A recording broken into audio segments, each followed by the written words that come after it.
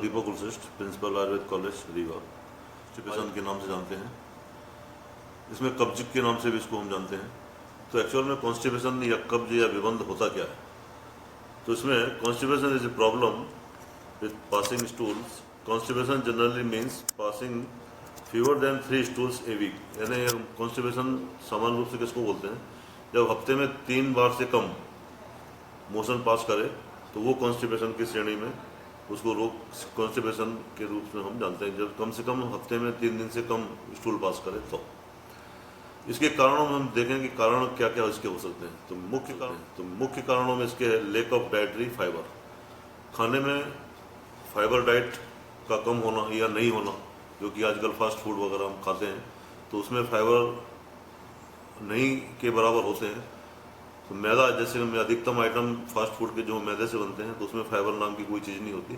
तो उसको यदि सेवन किया जाए तो उससे कॉन्स्टिपेशन होना निश्चित है। लेक ऑफ फ्रूट्स, जो लोग पानी कम पीते हैं या फ्रूट किसी भी रूप में जो कम लेते हैं उनको कॉन्स्टिपेशन होने की पूरी संभावना है। लेक ऑफ एक्सरसाइज, यदि आप खाना खा रहे हो, खाना खाने के बाद में तुरंत जो है वो आराम कर रहे हैं या बिल्कुल भी सुबह शाम कभी भी एक्सरसाइज नहीं कर रहे हैं तो उसके कारण से भी कॉन्स्टिपेशन होने की संभावनाएं बनी रहती है। अदर मेडिकल कंडीशंस, जिसमें कुछ दवाइयां हैं जो अलग अलग बीमारियों में हम देते हैं, उन दवाइयों के कारण भी कई बार कॉन्स्टिपेशन होने की संभावना रहती है। तो ये जो भी ट्रीटमेंट करते हैं उसको कॉन्स्टिपेशन रिमूव करने के साथ साथ मेडिसिन भी देते हैं, लेकिन उन मेडिसिन का इफेक्ट भी कॉन्स्टिपेशन के रूप में हमको दिखाई देता है। ये लक्षण देखें, कारण के बाद हम इसके लक्षण देखें तो पहला कारण हमने पहले परिभाषा में देख लिया कि हफ्ते में 3 दिन से कम यदि स्टूल पास होता है तो वो कॉन्स्टिपेशन उसको हम कहते हैं। हार्ड, ड्राई या लंपी स्टूल, यदि रोज भी जा रहा है, पर डे स्टूल पास कर रहा है, पर डे मोशन पास कर रहा है, लेकिन उसका कंसिस्टेंसी हार्ड है या बिल्कुल सूखा है, ड्राई बड़ी मुश्किल से हो रहा है, तो वो भी कॉन्स्टिपेशन की श्रेणी में। स्ट्रेनिंग और पेन व्हेन पासिंग स्टूल, जब मोशन पास करता है उस समय उसको दर्द होता है या कांपता है, जिसको हम सामान्य भाषा में कहते हैं कि कांपता है या प्रेशर लगाता है उस स्टूल को पास करने में, तो वो भी कॉन्स्टिपेशन या विबंध की श्रेणी में। Feeling that the rectum is blocked, motion तो पास हो रहा है लेकिन फिर भी उसको लगता है कि रेक्टम उसका जहाँ से मोशन पास हो रहा है वो ब्लॉक है, उसको ऐसी फीलिंग होती है, तो वो भी कॉन्स्टिपेशन की श्रेणी में हम उसको मानते हैं।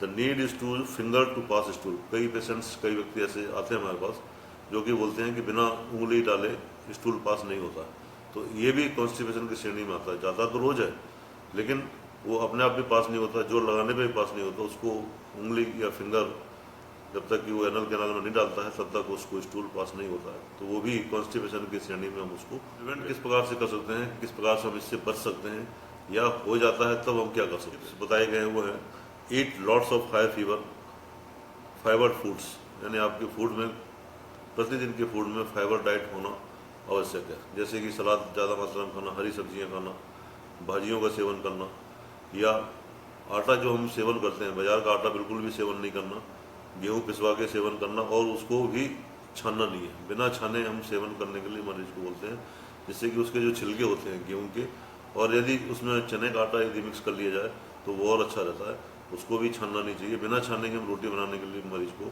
एडवाइस करते हैं, तो उससे क्या हुआ, तो उससे वो कॉन्स्टिपेशन से बचा रहता है, या जिनको कॉन्स्टिपेशन है उनका कॉन्स्टिपेशन इस प्रकार के करने से वो दूर हो जाता है। नियमित रूप से हरी सब्जियों का सेवन करना, फ्रूट जूस की जगह फ्रूट्स का सेवन करना, पूरा सॉलिड फ्रूट्स जो हैं, जैसे संतरा खाना है तो पूरा छिलके उसके जो फूच होती हैं उसके सहित संतरा का जूस पीना, उसका सेवन करना।